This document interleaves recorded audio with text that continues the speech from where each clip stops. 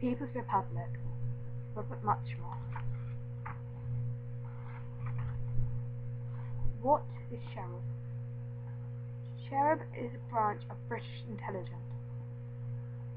Its agents are aged between 10 and 17 years. Cherubs are mainly orphans who have been taken into care homes and trained to work undercover. They live on Cherub campus, a secret facility hidden in the English countryside. What use for kids? Quite a lot. Nobody realizes kids do undercover missions, which means that they can get away with all kinds of stuff that adults can't. Who are they? About 300 kids live on Cherub campus. They are usually recruited between the ages of 6 and 12, sometimes younger if they join with an older sibling. They are allowed to work as agents from age 10 upwards, providing they make it through 100 days of basic training. Key qualities for a Cherub recruit include high intelligence and high physical endurance, along with the ability to work under stress and think for oneself. Cherub staff. With large grounds and specialist training facilities and a combined role as a boarding school and intelligence operation, Cherub actually has more staff than pupils. They range from cooks and gardeners to teachers, training instructors, technical staff, and mission specialists. Cherub is run by the chairwoman, Zara Afka. Cherub t-shirts. Cherubs are ranked according to the colour of their t-shirts they wear on campus. Orange is for visitors. Red is for the kids who live on Cherub campus but are too young to qualify as agents. Blue is for kids undergoing Cherub's tough 100-day basic training regime. A grey t-shirt means you're qualified for missions. Navy is a reward for outstanding performance in a single mission. The black t-shirt is the ultimate recognition for outstanding achievement over a number of missions, while the white t-shirts are worn by retired Cherub agents and team staff. For official purposes, these children do not exist. Part 1. Chapter 1. Lab. July 2011. 3 women sat in the chairwoman's office on Cherub campus. Blinds shut out the low evening sun as the air conditioned the battered high summer. Tell me about him, Dr. D said, speaking in a brash New Yorker accent as she studies a photo of a cousin. He's a good-looking boy. Do I see a touch of Arab in him? Dr. D was tiny and on the wrong side of 60. Despite the heat, she wore a tartan cape, thick grey stockings, and knee-high boots. She looked like someone's cranky old secretary, who was actually a senior officer with the American intelligence, CIA. Sarah Arthur was another spy who didn't look the part. Cherub's 40-year-old chairwoman sat opposite Dr. D, wearing a 3-quid plastic watch and her youngest dinner down the front of her dress. Brian joined Cherub 14 months ago, Sarah said. His grandparents were a Syrian, a German, an Irishman, and a Pakistani. Dr. D raised an eyebrow. Sounds like the first line of bad jokes. Brian was mainly brought up in Saudi Arabia and Russia. His dad was a geologist in the oil industry. Drink and gambling problems led to death, and he turned up dead under some rubbish bags. Nobody knows if it was murder or suicide. Brian reached Britain in 2009 with his mother and 3 younger brothers. She'd left her way into a private treatment program for a rare form of cancer and got kicked out when she hit the limit on her credit cards. Immigration tried sending the family back to Syria, but she was too sick. She died penniless in an NHS ward with 4 boys under 11 and no known family. Are they all here at Cherub? Dr. D asked. Sarah nodded. We never split families. Brian's eldest. He's got twin brothers who are about to turn 10, and Theo, who's 7. You said Brian's not had much mission experience, Dr. D noted. Just a couple of one-day things, surface. But he's chomping at the bit, and the operation you're proposing should be well within his capabilities. Dr. D nodded as she reached forward and dropped Brian's photo onto a glass coffee table. So, when do I get to meet him? Brian didn't know that he was being talked about. He strolled off the campus athletics ground. It was baking hot, and he had his six-pack showing as he stretched up the bottom of his grey t-shirt and used it to mop sweat from his face.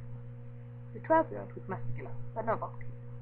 He had brown eyes, straight dark hair needed for trim, and a silver stud in a recently pierced ear. After 2 mouthfuls from an underpowered drinking water, Brian went up 3 paved steps towards the tatty shed used by the athletics staff.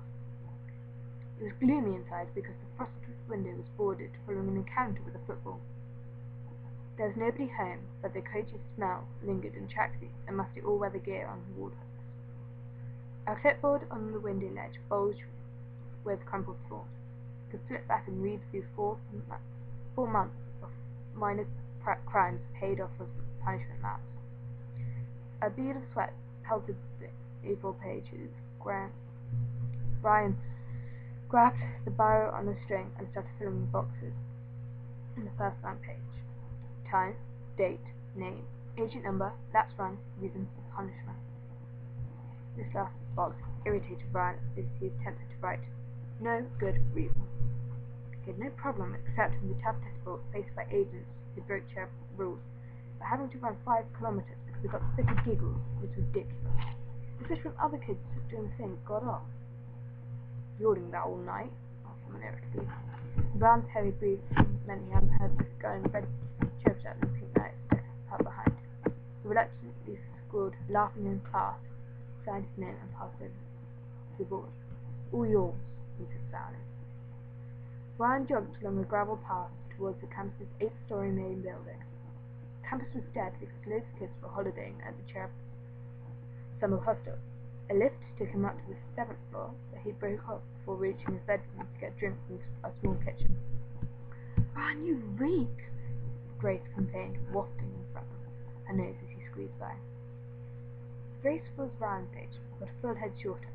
Her best friend Chloe sat bare-legged on the worktop between the microwave and 3 dessert glasses, which were halfway to becoming trifles.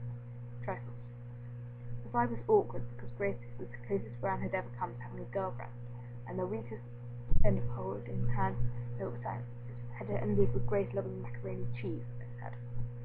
I can't help stinking, Brian said, as he grabbed a pint glass from the cupboard and caught a folder with ice chips from the dispenser on the fridge door. Punishment maps in this bloody heat. The girls seemed curious as Brian took a bottle of dark Pepsi from inside the fridge door and poured it over the ice.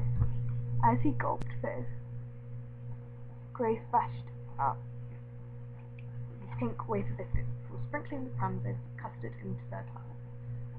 It's not like you, Ryan, Chloe said with teeth in her voice. You're usually a good boy. Blame Max Bark, Ryan said before ripping off him. But Pepsi fueled mouth. Dirty pig, Chloe protested before Ron began his story. We were in Mr. Bartlett's math class. Bartlett goes down to room to fetch something. Max and Catelyn had been around all through the morning break. Catelyn calls Max a monocle, and you know how oranges shrivel up when they're really old. The girls looked mystified by this term in the story, but not done right.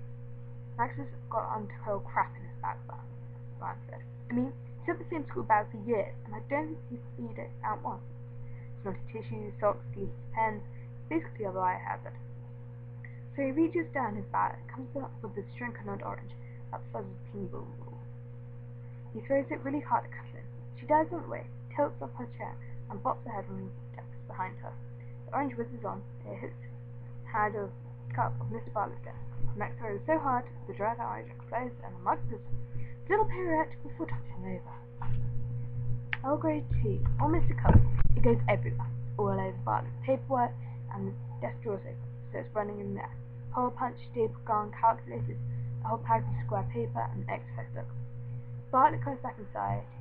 Catelyn's bawling and waving her arms around and totally melting it. Bartlett starts screaming at Max, saying Grace was both into the story, and Brian felt more relaxed. First time he'd spoken to either since macaroni 6 weeks earlier. So Bartlett is sending Steve going ape fast. He gives Max 100 punishment laps and sends Catelyn off to first aid. Then he goes for everyone to calm down, but I can't stop. I'm like swallowing and trying to keep a straight face. Me and Alfie are wetting ourselves laughing. So Bartlett takes us both into the corridor and gives us 5 kilometers lap. Wash, Grace said. She touched each trifle off with aerosol cream and more pieces. Bartlett's usually mellow. I can't even remember him raising his voice.